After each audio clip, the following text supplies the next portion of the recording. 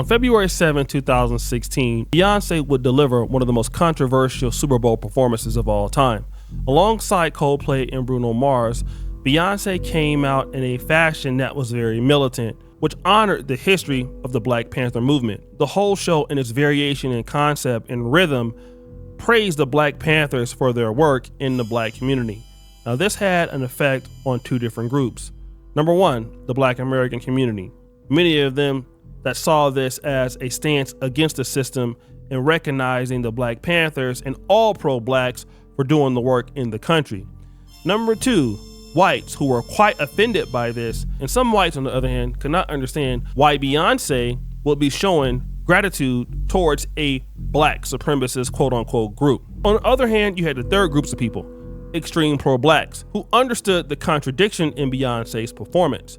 On one hand, you are giving props to Black Panthers and other militant blacks who risked their lives for the Black community.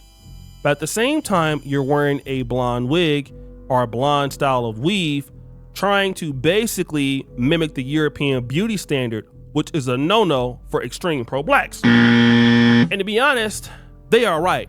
Beyonce tried to mix two worlds and it didn't come out the right way. If Beyonce really wanted to sell this performance, she should have went with her natural hair. But obviously what Beyonce did, in fact, in my honest opinion, was cultural appropriation. He's right, you know. Beyonce used the European beauty standard and coupling with her light skin in the Black community to appeal to both groups at the same time. And now Beyonce is being targeted for this again. What? A few weeks ago, Sydney Sweeney delivered a very interesting ad for American Eagle Outfitters. The wordplay was what got her into some trouble. The genes and physical attributes, I'm talking about the GENES, was done somehow transformed to her sporting the blue jeans, her blue eyes, the white skin. All of that played a white supremacist trope to so many people, and they got called out for it. And basically, this ad could be considered a dog whistle to eugenics, if you get my drift, which pissed off a lot of blacks, and even people like Doja Cat decided to get into the mix. But then there was another ad, and this ad here is Beyonce appearing for Levi's. Now, this is interesting because that Super Bowl performance was at Levi Stadium in San Francisco, or outside of San Francisco. But if you can see Beyonce, there she is promoting for Levi jeans. And when you look at her hairstyle, it's a dead giveaway. This is a hairstyle that is unnatural to black women. The color and the style is not natural. And two, this looks very much like Marilyn Monroe. If you look in the past, Beyonce has a history of copying Marilyn Monroe and trying to look very similar to her. And white people are picking it up. This guy, Oil London, says, Beyonce stars in the new ad campaigns for Levi's. The singer appears with blonde curly hair in new photos released by the jeans brand. It comes amid Sydney Sweeney's new American Eagle and being criticized by liberal activists who claimed it is racist. Now, what the guy is saying here in so many words is that, look, you're saying that Sydney Sweeney is racist, but there is Beyonce, a black woman who calls out racism a lot, and she's basically trying to look like Sydney Sweeney or a white woman, and this is Levi's. But we all know that natural black women, even though they may have the same shape or even the same skin texture as Beyonce, they do not wear their hair typically in the same way naturally as what Beyonce is doing. Basically, Beyonce is trying to be white, and I honestly agree. He's not wrong there. Even Piers Morgan got into the debate. Very disappointed to see Beyonce culturally appropriating Marilyn Monroe in her new Levi's ad. However, there was pushback onto this narrative. Hey man, y'all white tee people, leave Beyonce alone. Leave our group of women alone. Point blank, period, bro. You cannot culturally appropriate a person. Point blank, period. And secondly, since you want to use things out of context, right? If you look up the Melanesian people, right? They are a group of people who are black with blonde hair and blue eyes. Okay? In my honest opinion, this is a very poor clapback. The guy is saying, well, we do have people in the black gene pool that look like Beyonce. That's true, but we don't have black people in our gene pool who go out of their way to look like Marilyn Monroe. Got him! But this defense is more interesting. You compared Beyonce's Levi's ad to Sydney Sweeney's American Eagle ad, calling one natural and the other artificial. But here's the thing. Sydney Sweeney is a natural brunette. Beyonce is a black woman wearing blonde hair. So if your issue is natural, why aren't you calling out Sydney? Now we're cooking. The young lady says, if this is all about cultural appropriation and you want to call out Beyonce, let's talk about Sydney Sweeney, who's a natural brunette. She dyed her hair to look just like that for American Eagles. And Beyonce is doing the same thing for Levi's. But if you want to call Beyonce out for being a cultural appropriator, you must call Sydney Sweeney out for the exact same thing. And this lady is 100% correct. Now, if we want to say that Beyonce is trying to be like a white woman, then we have to add context to it. Beyonce grew up in Houston, Texas, sung at the legendary St. John's Baptist Church choir, and the whole time Beyonce wanted to be herself. This is Beyonce in the 2000s, and this is Beyonce in 2020s. You even have this guy, David Anthony Cogalia, saying, yeah, she has changed. She is a culture vulture. But why is that the case?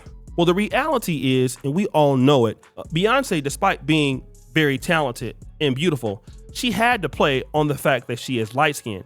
And if Beyonce wanted to play on just being a very big black singer that wore her hair natural, she wouldn't get anywhere. And white people understand that, because whenever black women want to wear their hair or to be like themselves, they're typically punished. And it's gotten so bad that there's actually a law that protects black women from wearing their hair naturally. It's called the Crown Act, creating a respectful and open world for natural hair. What does this particular law do? It stops workplace discrimination in America. For if black women want to look natural and look like themselves, then white society can't stop them or prohibit them from doing it. But what do we see here? It's quite the opposite. If Beyonce wants to be herself, a lot of the people that pay her won't deal with her. And how do I know that we have proof of this? For those of you who do not know, the Crown Act is legislation that will basically make it illegal to discriminate against someone based on race-based hairstyles and hair texture, hence natural hair. Now that's Tashara Parker, who used to be a news anchor in Texas. She was trying to get the Crown Act brought to Texas. It was already established in California by the time she did this video. But watch the second part. I'll tell you right now, when I first read this message, it really broke my heart. This woman wrote in, she says, I literally went into a 2-year depression in 2016 from being fired from a great company because I wore my natural hair to work for the first time. She absolutely loved this job. You can kind of just tell from some of the stuff that she put in the message. She says she hasn't worked in corporate America since. Hence, she said a great company. So she obviously enjoyed what she was doing. When people call hair discrimination or things that are involving the Crown Act trivial, these are the kind of messages that I wish they would see. She talks about a lady that messaged her, and the lady is saying that, listen, I really love my job, but I was terminated because of the way that I wear my hair. And wait, there's more evidence. I've been at my job for almost 3 years now. And in that 3 years, I have never, ever, ever worn my real hair. I always do braids, wigs, never worn my real hair out to work. Today was the first day that I ever wore my real hair. When I tell y'all, they said they didn't like it. So there's another lady who said, you know what? I've never worn my natural hair to work, and today I decided to do so. And what I found out is they didn't like it. But wait, there's more. I've been so self-conscious to wear my hair, and I felt a way about wearing it today, but I didn't have time to braid it down and put on one of my wigs. I did get a few people that was like, oh my gosh, I love the hair, it's so cute. But there were a lot of them that were just like, I think I like the braids better. The lady talks about the whole ordeal in a very defeated manner. She says, I was already so self-conscious about wearing my natural hair. Now, when I got there, people complimented me. It was some, but other people around my workspace said, you know what? We like the wigs or the braids better, which means in the first case that Tashara Parker was talking about, she got fired by the job. In this case, we have workplace harassment, which is stopping Black women from expressing themselves. And for Black women in the corporate sector who want to move up in the world, they understand that by wearing their natural hair, it could be a problem. And so Beyonce also understands this. If she wants to appeal to everybody, she can't even wear her natural hair. Even if she wanted to be accepted by Blacks, it's even better for her to do this. Otherwise, she won't get so far in the industry. So for Beyonce to do what she's doing, she has to be there. And she has to mimic white people to do it. Just look at this. If you look at the Levi's jean ad, you'll see that it's very similar to Dolly Parton's particular outfit. She's trying to look like Dolly Parton. And the real reason why she's doing that is because white people buy Levi's more than Blacks. So in order for Beyonce to pull her international fan base into Levi's, she has to be identifiable to the white audience. This is what whites will do. Whites will typically come back and look at this and say, aha, you see that? You're trying to be like us. Megyn Kelly goes, this is the opposite of the Sydney Sweeney ad. Quite clearly, there's nothing natural about Beyonce. Everything from her image to her fame to her success to her look below is bought and paid for. Screams artificial, fake, enhanced, trying too hard. Now, this is Megyn Kelly. We all know who she is. Now, it's a catch-22. You can't win either way you go. If you look like yourself, then they stop you from growing because you're looking like yourself. You have to even get legislation so that you can get a job because most Blacks work for whites. So if you start to basically be yourself, they'll stop you. Now, on the other hand, if you start playing the game like they said you should, then they start criticizing you, saying that you're trying to be like them. But they're the ones that told you what beauty was. White people told you that beauty was long hair, straight hair, light skin, all of that. But now they're getting mad at you for you trying to be like them when they operate the gatekeeping culture to money and to beauty a lot of times in these entertainment industries.